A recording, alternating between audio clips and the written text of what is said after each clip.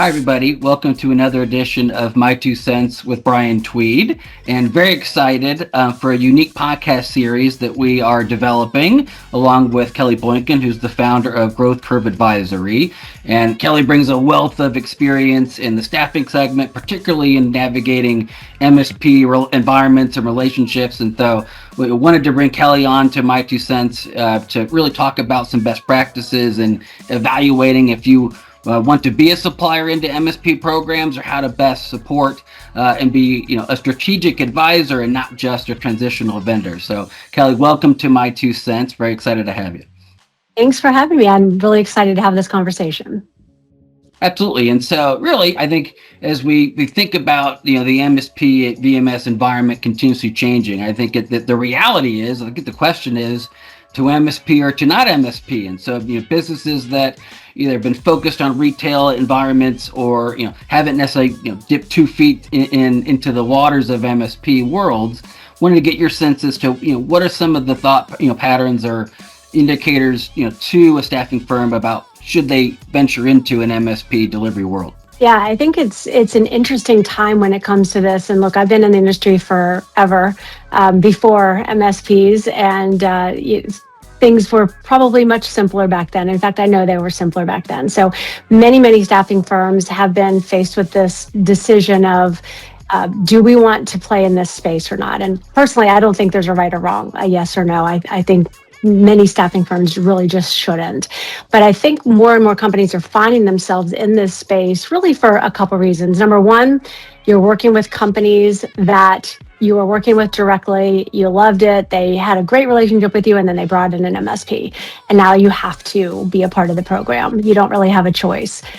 So sometimes you're just forced into it. And other times you might be making a strategic decision that you've grown your SMB retail sized business to the extent that you can, but in order to get scale, in order to get that next level of growth, you're going to need to work with large enterprise customers. And the majority of those these days have an MSP, have a VMS, they're about to have an MSP. And so we really see a lot of staffing firms that just kind of have to make that decision into doing that. And it's an important conversation. I know you see this too, because you guys support these staffing firms that are doing this. It's not easy. It's not a simple decision. It's a complex channel, and it requires a lot of thought, a lot of investment in it in order to make sure that you can really do it well. And I know we'll talk about this later, but one of the biggest things I see us doing wrong as staffing firms is just assuming you can flip a switch and just say, well, I just want to do this business now. I'm going to do everything the way I always have, but it's going to somehow magically work for MSP business too. And I think it's very, very different business. Well, and as you said, there are distinct differences in just how these two worlds operate. And so kind of a one size recruiting fits all, isn't necessarily the best practice. And so I'm curious, yes, we obviously are advocates for MSP business. IMS, supports 80% of our businesses in that MSP space, but is it for everybody, or are there certain challenges or cons that we would need to address? So what do you see are some of the considerations as businesses are looking to venture into that world? Yeah, I think the first thing is it is next to impossible to run MSP delivery off the same desk as your retail. And that in and of itself becomes a very daunting thing to think about, because do you have that many resources? Can you add that many additional resources? But it's a recipe for failure, not just with delivering into MSP, but your impact on your current customers is very, very real if all of a sudden you're distracting your current resources and having them really do both things. So it is a very, repeatable processes are important. Dedicating resources to this are important. Understanding what's different about MSP delivery is very important. And the sales component of it, there's this belief that every MSP program is no touch, and I've just not found that to be true.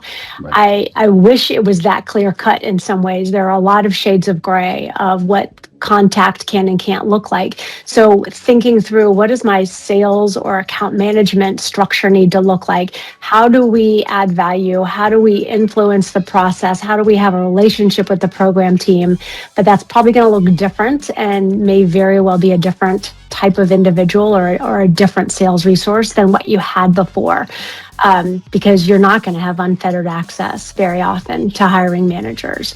And so a lot of it, from me, in my opinion, at least, it comes down to, do I understand why MSPs are there, how they're structured, what it is the customer is trying to achieve, how my world is going to look different from a delivery perspective, from an account management perspective, and a sales perspective.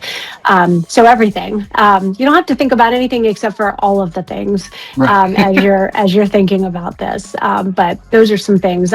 When you're talking with staffing firms, are you seeing similar questions, similar challenges? Yeah, I continue to hear about kind of the three-pronged paradigm of quality, speed, and pricing, particularly in supporting of these programs. And I think, again, some recruiting and sales team members just aren't necessarily going to be the right fit for that paradigm. It doesn't mean in an MSP environment that quality goes away. It just, it's an assumed expectation in every MSP program, but it's really about how do you play in that space with speed, with focus, with a systematic approach. Otherwise, it's very challenging to succeed. And so I think there's some recruiters and some salespeople that aren't just best fit for that environment. Maybe not cut for that cloth. And so I think it's also looking at your internal delivery models about how can you deliver, knowing that speed is still the primary focus, assuming quality and pricing is a factor. How can you win in that space, in that environment? So it's absolutely something we see a lot with our customers. Yeah, and I know we'll kind of step into this. To me, what's always helpful to understand is, what is the definition of speed? Right. Because it means something different with every program. You certainly, if you're waiting for a week to get your first candidate in, you're probably out of luck. But every program is going to shortlist candidates differently.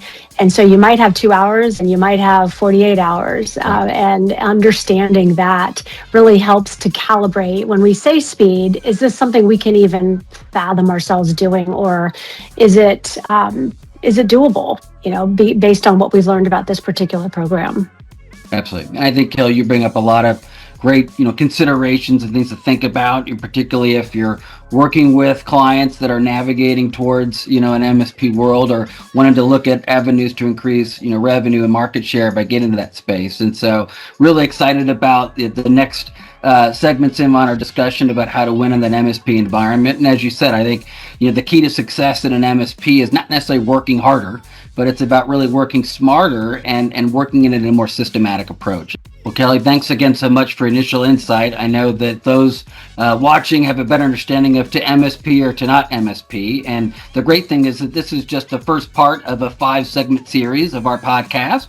The next segments will really be discussing on, once now you've decided as a supplier if you want to navigate into the MSP world, what are some of the most common obstacles in an MSP and kind of operational realities that suppliers need to consider. Next is really more about what are some of the biggest mistakes maybe that both, Kelly, and I, we've made in our own careers, the things that we've seen throughout our experience in the staffing world, but more importantly, lessons that we've learned from it to become better suppliers in an MSP environment. And then next would be a focus really more on what is that recipe for success? What are the ingredients to being a really competitive MSP program supplier and really creating value, not only for the MSP and the end customer, but most importantly for your business as well. And then finally, really, how do you move from a supplier to then becoming a true solver and a workforce advocate and advisory individual, rather than just a transactional supplier focused on fulfillment. So really excited to dive deeper into these topics. And so look for Kelly and I in these future segments to discuss these best practices to win in the MSP and VMS environment.